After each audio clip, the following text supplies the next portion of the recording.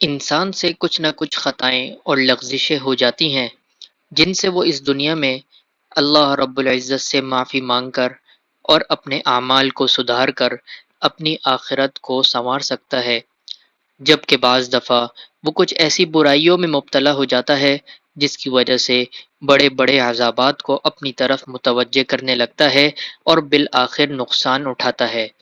تو ایسی ہی 5 بری خصلتیں جن میں مبتلا ہو کر انسان اپنی دنیا اور آخرت دونوں کو خراب کر لیتا ہے، اس کے بارے میں حضرت ابن عباس رضی اللہ تعالی عنہما کی ایک روایت کہ جس کو امام مالک نے اپنی کتاب میں نقل کیا ہے، اور یہ روایت مشکات شریف کے اندر بھی موجود ہے۔ السلام علیکم، آپ دیکھ رہے ہیں مائی ڈیپ تھاٹس۔ حضرت ابن عباس رضی اللہ تعالی عنہما نے فرمایا، نمبر 1، جب کوئی قوم مال غنیمت میں خیانت کرنے لگتی ہے تو اللہ تعالیٰ اس کے دلوں میں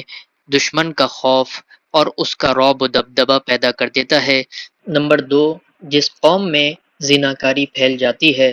اس میں کسی وبا مثلاً طاعون وغیرہ کے پھیلنے یا اہل علم و دانش کے اس دنیا سے رخصت ہو جانے کی صورت میں اموات کی زیادتی ہو جاتی ہے۔ نمبر 3،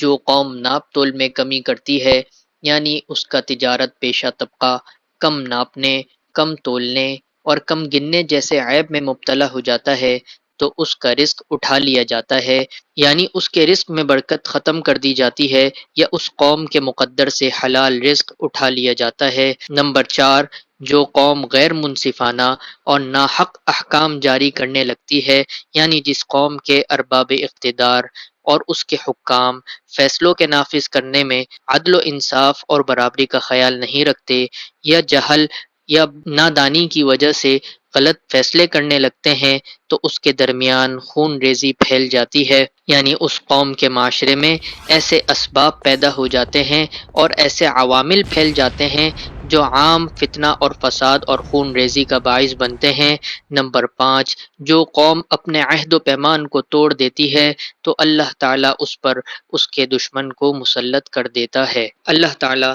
ان تمام مصیبتوں اور برائیوں سے ہماری حفاظت فرمائے۔ آج کی ویڈیو کو ہم یہیں پر ختم کریں گے۔ آپ صلی اللہ علیہ وسلم نے 30 مصیبتیں اور بلائیں جن سے اپنی زندگی میں پناہ مانگی، ان کو ہم نے ایک ویڈیو میں جمع کیا ہے، اس کو جا کر ضرور دیکھیے گا۔ امید کرتے ہیں آپ کو ہماری ویڈیو ہمیشہ کی طرح ضرور پسند آئی ہوگی۔ اگر پسند آئی ہے تو ضرور لائک شیئر کریں اور کامنٹ کر کے بتائیں کہ آپ کو ہمارا کام کیسا لگا، اور اگر آپ نے ابھی تک ہمارے چینل کو سبسکرائب نہیں کیا ہے تو ابھی سبسکرائب کریں۔ ملتے ہیں اگلی ویڈیو میں، تب تک کے لیے اللہ حافظ۔